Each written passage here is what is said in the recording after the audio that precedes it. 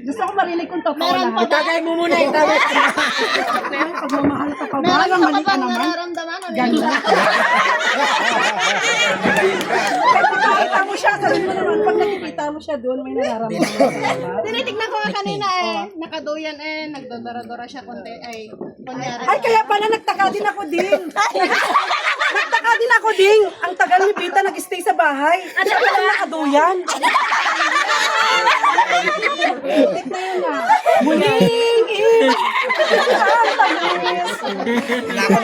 Ayan. Nakatsit tuloy si Alfred. Saan mas maganda yung nagsasabi ng totoo kaysa nagtaplastikan tayo dito? Pero ang tanong, Maiwan na siya, presyohan ko na.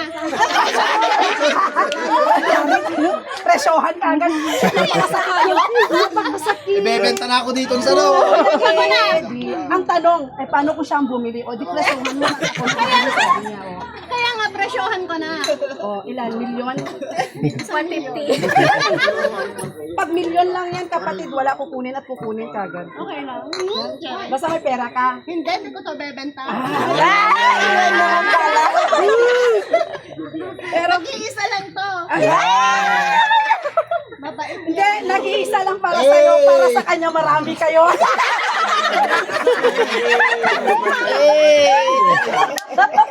Pero hayaan mo na lang yung minsan. Bakit? Hindi ka naman niya papalitan. Dadagdagan ka lang niya. Kanya, kapal siya.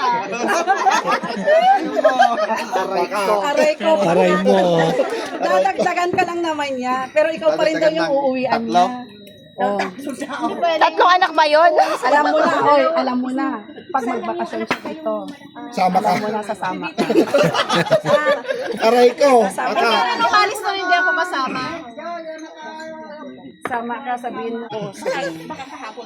Aray ko. Aray ko. Swerte nito eh. Ala, dapat umuwi Alam niya na lang ginawa ako, niya, Fred. napakatahimik yung Kahapon pa ako niloloko itong mga to eh. Sigurado eh. Talaga. Gusto ko kasama pero siya ang Kasama niya baka mag-uwi sa akin. Alam din na kanya.